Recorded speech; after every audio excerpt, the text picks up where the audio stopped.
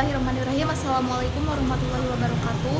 Kami dari kelompok 10 akan mempresentasikan hasil tugas kami untuk mata kuliah Ulumul Hadis yang telah diberi judul Pengertian, Sejarah, dan Klasifikasi Inkar Sunnah. Untuk penjelasannya akan dijelaskan secara berurutan, yaitu oleh yang pertama Nurul Qadariyah, yang kedua saya sendiri, Revita Wulandari, yang ketiga Safira Putri Maulida, dan yang keempat Rizky Maulina. Tentang pengertian Inkaru as-Sunnah. Yang pertama, pengertian Inkaru as-Sunnah menurut etimologi.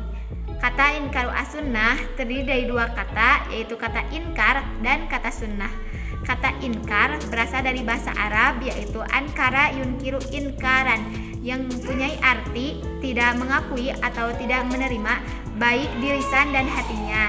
Nah, di sini dapat disimpulkan bahwa inkar itu tidak menerimanya seseorang terhadap sesuatu, baik di lisan dan hatinya. Selanjutnya, kata sunnah.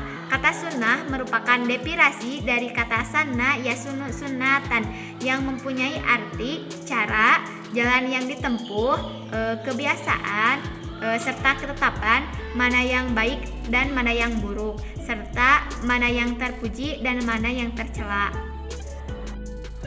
Selanjutnya, pengertian Inkaru as-Sunnah menurut terminologi. Yang pertama mengatakan bahwa Inkaru as-Sunnah adalah paham yang timbul dalam masyarakat Islam yang menolak hadis atau sunnah sebagai sumber ajaran Islam setelah Al-Quran. Yang kedua, mengatakan bahwa Inkaru as-Sunnah adalah suatu paham yang timbul pada sebagian minoritas umat Islam yang menolak dasar hukum Islam dari sunnah sahih. Nah, dari sini dapat disimpulkan bahwa Inkaru as-Sunnah adalah paham atau argumentasi perorangan atau sekelompok yang menolak keseluruhan sunnah, baik sunnah mutawatir dan sunnah ahad, atau menolak yang ahad saja atau sebagian. Demikian pula penolakan sunnah tidak didasari oleh alasan yang kuat. Jika ada alasan yang kuat atau masuk akal, maka tidak digolongkan sebagai Inkaru as-Sunnah. Oke, di sini saya Revita Wulandari akan menjelaskan sejarah Inkar Sunnah. Sejarah Inkar Sunnah hanya terjadi pada dua masa, yaitu masa klasik dan masa modern. Yang pertama, masa klasik. Inkar Sunnah ini terjadi pada tahun 204 Hijriah di masa Imam Asy-Syafi'i yang menolak kehujahan sunnah dan menolak sunnah sebagai sumber hukum Islam. Inkar Sunnah ini hanya terjadi di Basrah, Irak. Awal mula terjadinya Inkar Sunnah ini adalah konflik umat Islam yang dikobarkan oleh sebagian kaum-kaum zindik yang berkedok pada sekte-sekte Islam dengan tujuan mencaci para sahabat dan menyebarkan hadis-hadis palsu. Di Indonesia juga muncul adanya isu-isu tentang kelompok muslim yang tidak percaya dengan sunnah Rasulullah SAW. Pada akhir tahun 70-an, kelompok ini ditampilkan secara terang-terangan untuk menyebarkan pahamnya, sama-sama menggunakan Al-Quran sebagai petunjuk agama Islam dan hal apapun. Berikut beberapa argumen kelompok yang menolak sunnah secara totalitas. Yang pertama, terdapat dalam Quran surat An-Nahl ayat 89 yang berbunyi, A'udzubillahi minasyaitonirrajim, Bismillahirrahmanirrahim. Wa nazzalna 'alaikal kitaba tibyanan likulli syai', yang artinya, dan kami turunkan tujuan Alkitab untuk menjelaskan segala sesuatu. Yang kedua, Al-Quran diturunkan dengan berbahasa Arab yang baik, maka Al-Quran juga dapat dijangkau dengan baik pula. Maksud dari keterangan di sini adalah mereka menganggap bahwa hanya dengan Al-Quran saja mereka sudah tahu gitu. Oke, lanjut. Argumen kelompok yang menolak hadis ahad dan hanya menerima hadis mutawatir saja. Terdapat dalam Quran surat Yunus ayat 36 yang berbunyi, A'udzubillahi minasyaitonirrajim, Bismillahirrahmanirrahim. Inna dhanna la yughni minal haqqi syai'a, yang artinya sesungguhnya prasangka itu tidak berfaedah untuk kebenaran. Ayat di atas menjelaskan bahwa mereka berpendapat hadis ahad itu tidak bisa dijadikan hujjah. Yang bisa dijadikan hujjah adalah Al-Quran dan hadis mutawatir saja. Oke, selanjutnya berikut pandangan sekte dalam Islam terhadap sunnah Rasulullah SAW. Yang pertama, kaum Khawarij. Mereka mengatakan mereka hanya menerima sunnah dari beberapa sahabat saja yang tidak terkena fitnah perang Jamal dan Tahkim. Yang kedua, kaum Syiah. Mereka mengatakan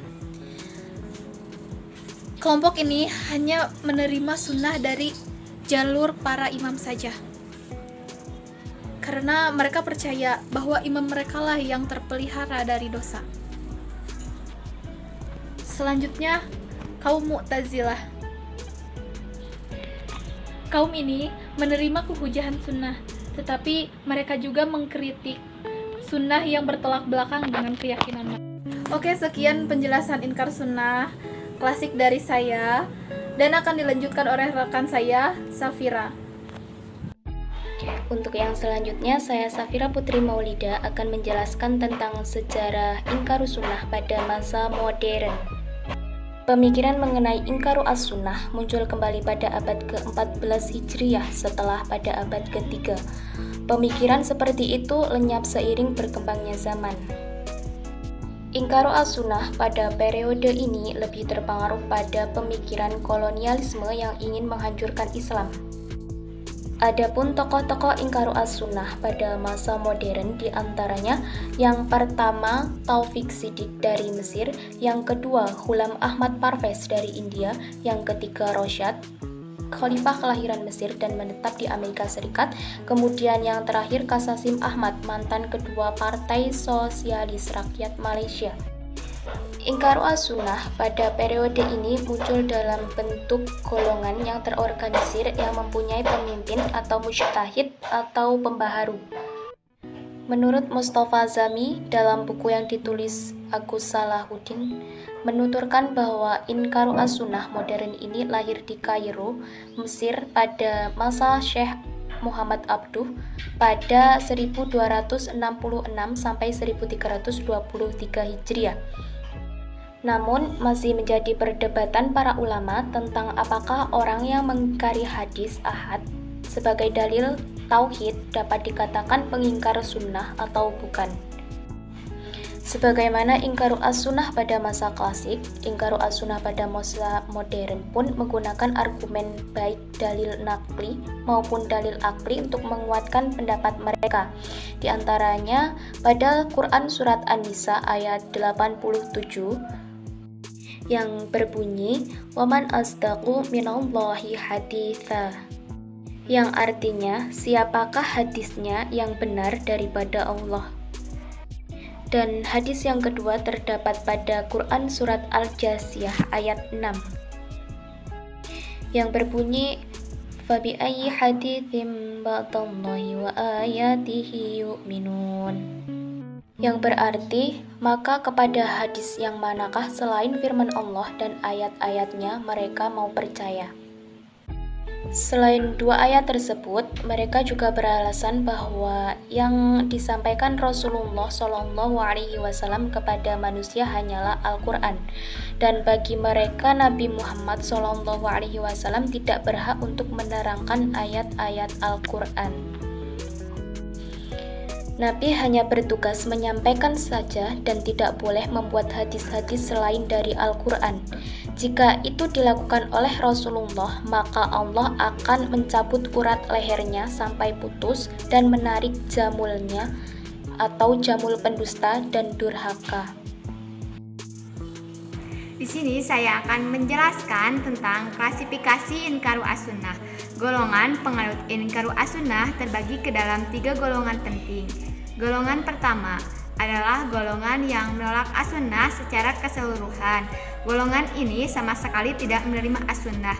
Golongan ini hanya menerima Al-Quran saja sebagai pedoman hidup mereka. Golongan kedua adalah golongan yang menolak as-sunnah tetapi menerima as-sunnah yang mengandung kesamaannya dengan Al-Quran. Nah, golongan kedua berpendapat bahwa mereka akan menerima as-sunnah jika suatu hal tersebut terdapat juga di dalam Al-Quran atau dijelaskan juga di dalam Al-Quran. Selanjutnya golongan ketiga adalah golongan yang menolak sunnah yang berstatus ahad. Nah, ahad di sini adalah hadis yang diriwayatkan oleh satu orang perawi atau dua orang perawi. Golongan ketiga hanya menerima sunnah yang berstatus mutawatir, yaitu hadis yang diriwayatkan oleh banyak perawi. Untuk selanjutnya, saya Rizky Maulina akan menjelaskan tentang argumen dan bantahan terkait inkaru as-sunnah. Dari munculnya golongan-golongan tersebut, kemudian muncul pula argumen-argumen pembela yang mereka gunakan untuk membenarkan paham yang mereka anut. Argumen tersebut terbagi atas dua macam, yaitu argumen naqli atau argumen yang berdasarkan pada ayat Al-Quran maupun hadis, dan yang kedua ada argumen non-naqli, yaitu argumen yang tidak didasarkan pada ayat Al-Quran maupun hadis. Dibahas terlebih dahulu adalah argumen naqli. Yang pertama, firman Allah dalam surat Asy-Syura ayat 195 yang artinya Al-Quran diturunkan dengan bahasa Arab yang jelas. Sebagaimana yang terkandung dalam firman Allah tersebut, Al-Quran diturunkan oleh Allah dengan penguasaan bahasa Arab yang sudah sangat baik. Al-Quran juga sebagai penjelas, pedoman, dan petunjuk bagi segala sesuatu yang telah mencakup semua hal yang dibutuhkan umatnya, sehingga tidak memerlukan lagi sumber lain selain Al-Quran. Kemudian argumen naqli yang kedua, berdasarkan atas riwayat dari Nabi Muhammad SAW yang artinya, apa-apa yang sampai kepadamu, maka cocokkanlah dengan Al-Quran. Apabila sesuai dengan Al-Quran, maka aku telah mengatakannya, dan apabila berbeda dengan Al-Quran, maka aku tidak pernah mengatakannya. Bagaimana aku berbeda dengan Al-Quran, sedangkan dengannya Allah memberikan petunjuk kepadaku? Berdasarkan kandungan hadis tersebut, golongan yang menganut faham ini adalah golongan yang kedua. Mereka berpendapat bahwa hadis tidak dapat dijadikan sebagai sumber hukum di luar yang terkandung di dalam Al-Quran. Golongan ini tidak akan berpegang kepada hadis ataupun sunnah jika tidak diperkuat dengan dinyatakannya di dalam Al-Quran. Di samping munculnya argumen naqli, kemudian muncul juga argumen non-naqli. Di antaranya, yang pertama ada seorang dokter, yaitu Dr. Taufik Sidki. Beliau mengutarakan bahwa tidak ada satupun hadis Nabi Muhammad SAW yang ditulis secara langsung pada zaman Nabi Muhammad SAW. Dalam kurun waktu tersebut, bisa saja menimbulkan kesempatan bagi siapapun untuk mengganti, merusak, bahkan memanipulasi kebenaran dari hadis yang sebenarnya. Kemudian argumen yang kedua, Al-Quran diwahyukan kepada Nabi Muhammad SAW dalam bahasa Arab. Oleh karena itu, siapa saja yang mengerti dan memahami bahasa Arab bisa dengan mudah memahami Al-Quran, sehingga tidak diperlukan lagi hadis untuk memperinci apa yang terkandung di dalam Al-Quran. Kemudian muncul pula bantahan atau sanggahan yang membantah argumen-argumen tersebut.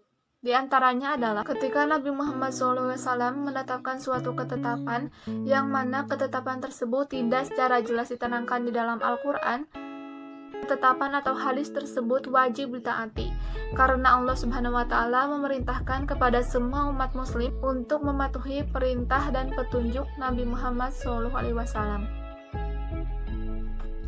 Di dalam Al-Quran terdapat perintah untuk melaksanakan sholat, menghalalkan makanan yang baik-baik, dan mengharamkan makanan yang kotor-kotor.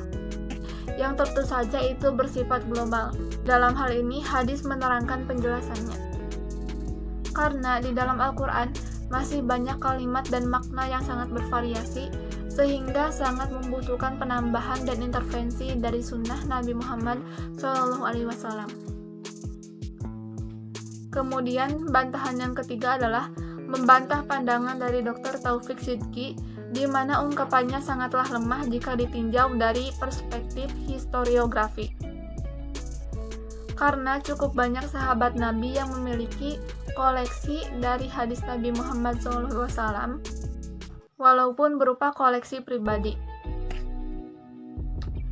Dalam berbagai sumber dan dokumen historis, telah ditemukan seorang sahabat Nabi yang sangat berminat dan rajin membukukan hadis-hadis Nabi Muhammad SAW, yaitu Ibnu Abbas dan Ibnu Amr Ibnu As. Secara garis besar, sangatlah sulit untuk memahami tata cara ibadah yang benar dan juga perintah yang dikehendaki oleh Allah di dalam Al-Quran. Oleh karena itu, Rasulullah telah menetapkan hukum baru yang tidak terdapat di dalam Al-Quran yang kemudian dituangkan di dalam hadis atau sunnah Nabi Muhammad SAW. Apabila petunjuk atau perintah berupa hadis Nabi Muhammad SAW tersebut tidak diterima, maka yang akan terjadi adalah semua orang akan bebas melaksanakan tata cara ibadahnya masing-masing dan semua orang akan selalu ribut membenarkan pendapatnya masing-masing.